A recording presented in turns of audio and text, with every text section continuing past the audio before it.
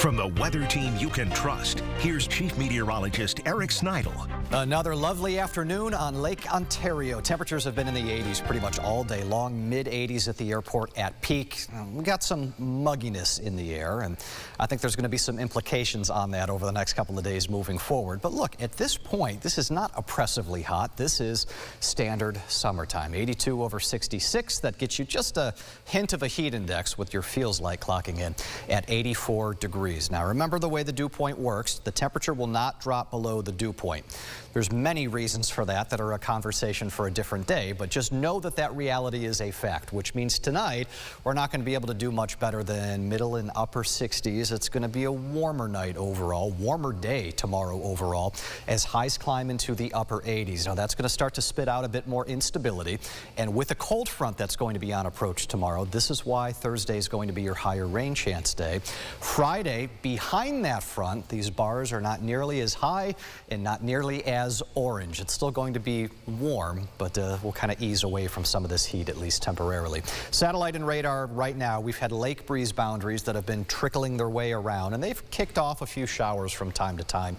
We're way down south at this point in Livingston County toward the Dansville area. Farther to the east into Ontario, that's Naples getting some raindrops out of this. But when we put our vertical tracker of how high these echo tops are, we're no better than 20,000 feet. These are relatively shallow.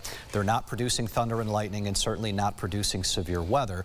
We do have some heavier downpours just west of Canyadia, but all of that's going to stay well off to our south. And we don't see a whole lot of anything happening around Rochester. And if it hasn't happened yet, chances are there won't be a whole lot happening, period, as we continue into the night. We'll wait for the recycle of the atmosphere again tomorrow afternoon. Morning through lunchtime tomorrow, another great day. Keep in mind, it's going to warm up fast. Tomorrow's definitely a hotter day overall. We could be getting very close to 90, but as that front sags southward into the afternoon and evening, you have isolated action. Look, this is not going to be a widespread rain day tomorrow. A lot of you probably don't get rain at all. And as we go into Friday, as that boundary continues to make progress, most of the redevelopment on Friday is going to be closer toward the state line. The story tomorrow is not the prevalence and the coverage of the storms, but the potency of what does develop. And that's where a couple of these could be strong to marginally severe. We've got a level 1 out of 5 risk out of this tomorrow afternoon. Not a big deal, but something that's worth mentioning. Our models with this, it kind of smooths out the rainfall totals. This is not how it's going to work, where everybody just gets a 1/10 to 2/10 of an inch of rainfall.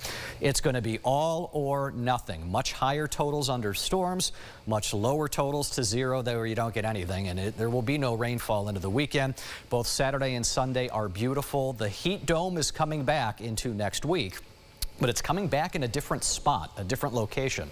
Centered off to our west, I don't think we're going to be nearly as hot with this one next week, but you could be stormy at times, and we did deal with that last week too, so we're going to keep the raindrops going next week.